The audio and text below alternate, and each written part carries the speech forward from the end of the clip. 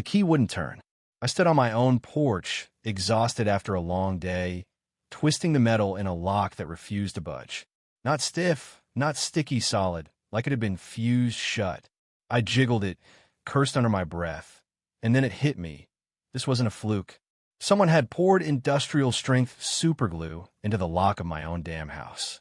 My gut churned with a name I knew all too well: Lydia Prescott, the HOA president from hell. She had no idea she wasn't just screwing with a new neighbor. She was screwing with her landlord. And not just her, so no, I own most of the houses in our pristine little Willow Grove neighborhood. If Lydia thought gluing my lock was a power play, she was about to get schooled in the art of catastrophic miscalculation. Let me back up. I'd recently moved into one of my properties, a cozy 3-bedroom on Elmwood Drive, part of a portfolio I'd built over years of real estate investing. Willow Grove was the kind of place people dream about. Manicured lawns, uniform mailboxes, the whole suburban fantasy. I'd left the day-to-day management to my property firm, but I wanted a change of pace, a place to call home for a bit. Elmwood seemed perfect, quiet, sunny, with a decent yard. I've been buying up single-family rentals in neighborhoods like this for years, all held discreetly through LLCs. MOVYing in, I figured, would be low-key. Boy, was I wrong. Enter Lydia Prescotter, as I started calling her President Lydia.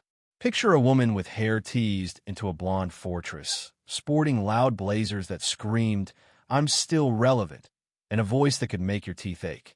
She cruised the streets in a glossy black SUV, always polished to a mirror shine, her oversized sunglasses glinting like she was starring in her own MOVY.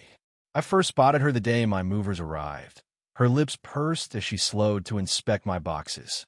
Less than 48 hours later, the first HOA violation notice landed in my mailbox.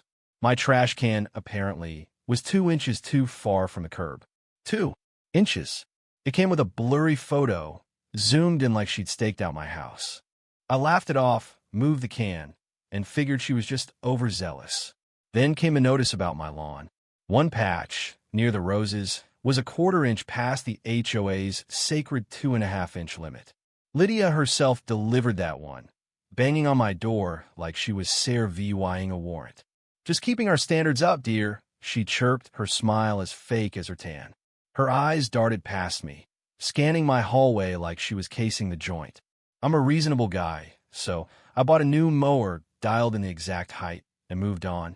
I even showed up to the next HOA meeting at the community clubhousey, a bland box Lydia treated like her personal palace. That meeting was a revelation. Lydia sat at a long table, flanked by her 2 minions, Carl, a jittery guy who flinched every time she spoke, and Maureen, whose only contribution was nervous eyebrow twitches. Lydia ran the show, dismissing ideas with a flick of her manicured hand, quoting bylaws only she seemed to understand. The room was tense, the other residents, mostly tenants, I later learned too intimidated to speak. I introduced myself, aiming to be neighborly, but Lydia's eyes narrowed. I was the new guy at 12 Elmwood, already flagged for my rogue trash can and rebellious grass. The violations kept coming. My front door's paint, original to the house, was suddenly unapproved. My fall wreath? Excessively seasonal in October. Each notice dripped with passive-aggressive venom, hinting at fines if I didn't comply. I tried reasoning with her. "Lydia," I'd say, calm as could be, "some of these rules feel a bit arbitrary, don't you think?" Her reply was always the same. "Rules are rules, dear. If you don't like them, maybe Willow Grove isn't for you." The nerve of her suggesting I leave my own house wasn't lost on me. She'd toss out her favorite line in my experience as president over her glasses like she was the Dalai Lama of suburbia. Then came a glue. It followed a tense HOA meeting where I dared question a new rule about the exact shade of window blinds.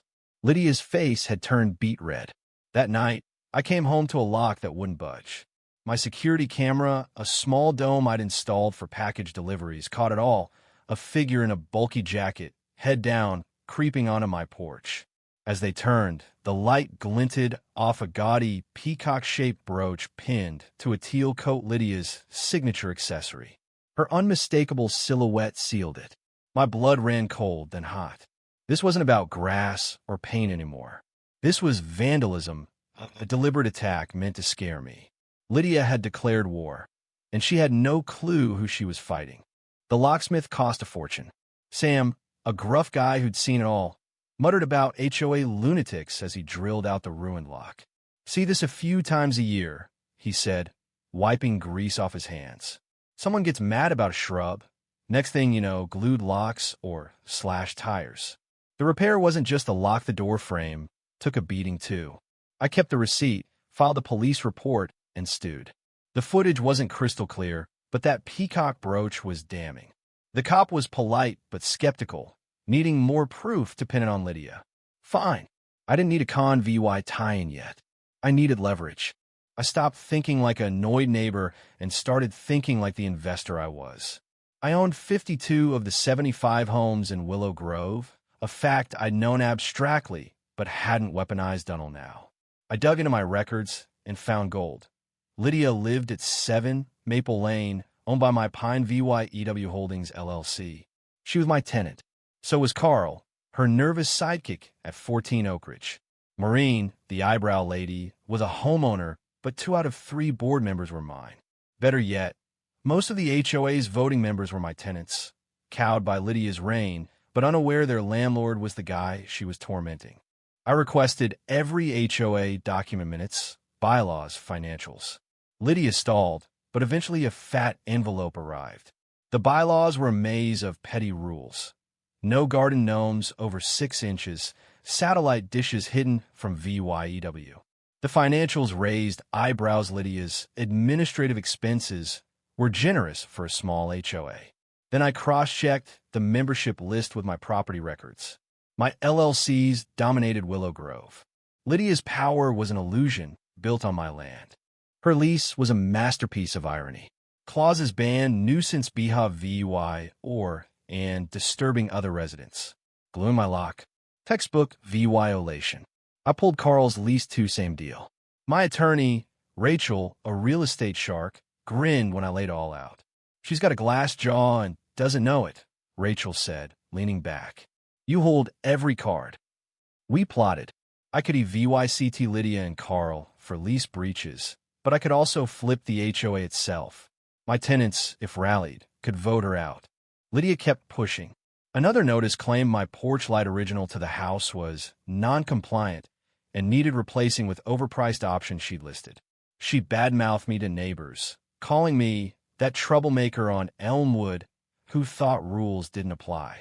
My tenant, Mrs. Clara at 23, Cedar Close, spilled the tea. Lydia had trashed me at a garden club meeting. The hypocrisy was galling. Then Lydia made her fatal mistake. She sent a violation notice to Pine VY EW Holdings for her own house, citing flaking paint on a fascia board and an unauthorized 8-inch ceramic gnome by her mailbox. She was scolding her own landlord for issues she was responsible for under her lease.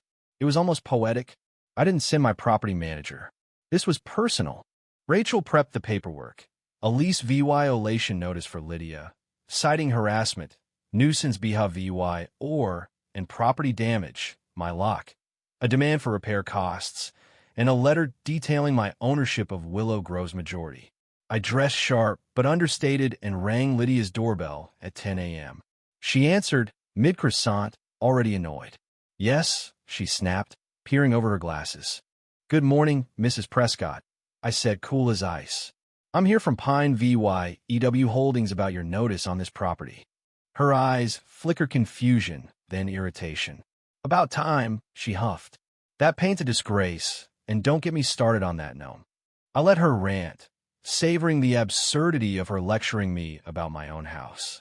Actually, I cut in, we need to discuss your tenancy and some Willow Grove matters. Her face soured. My tenancy? I'm the HOA president, she barked. I smiled. Exactly. And as the tenant of 7 Maple Lane, we have a problem. Pine VYEW Holdings? That's me. I own this house. And 14 Oak Ridge, where Carl lives. and 50 other properties here. So when you glue my lock at 12 Elmwoody's, I have the footage. That peacock brooch is unmistakable. You damaged your landlord's property. Her croissant hit the mat with a greasy thud. Her face cycled through shock, disbelief, and panic. You own this house? She stammered. I handed her the papers. You harassed me, vandalized my property, and breached your lease. Clause 7b, no disturbing residents. Clause 12, you're liable for damage. And that gnome? Your own HOA rules ban it. Her hand shook as she took the documents. This is outrageous, she squeaked, but the fight was gone. I laid out her options. 1. Resign as HOA president, apologize, pay for my lock, and your lease ends without renewal. 2. I start a VY tie-in, sue for damages, and call an HOA meeting to boot you out anyway. I own the votes. Choose. She crumpled. I'll resign, she muttered, eyes down. And I'll pay. It wasn't a shout of VY Tory, just a quiet, perfect click of justice locking into place. Lydia resigned that day, her email citing personal reasons. Carl got a similar notice and folded, apologizing profusely. Maureen, horrified by Lydia's actions, backed a new board. Lydia paid for my lock but stayed bitter, so I issued a non-renewal notice for her lease. She ignored it, thinking she could wait it out. On day 61, with a sheriff's deputy present, I retook 7 Maple Lane. New locks went on legally, professionally. That was her lockout, sealed by her own malice. Other troublemakers, Lydia's petty allies, got non-renewal notices as their leases ended. Willow Grove exhaled. We elected a new board, including Mrs. Clara as secretary, and scrapped the absurd Relesno more gnome-size limits or wreath bans. The neighborhood bloomed with block parties and smiles. My tenants saw me as fair, not faceless, and communication sword. Lydia's SUV, towing a U-Haul, vanished for good. I didn't care where she went. Her reign was over. This wasn't just about glue. It was about a bully learning the rules she wielded could crush her when the real power me deeds. My leases stepped up. So what's the wildest HOA nightmare you've faced? Ever dealt with a Lydia who thought they owned the world, only to crash hard? Should landlords always flex their power like this? Or did I go too far? Drop your stories below. Hit that like button if you felt the justice. And subscribe for more tales of karma served cold.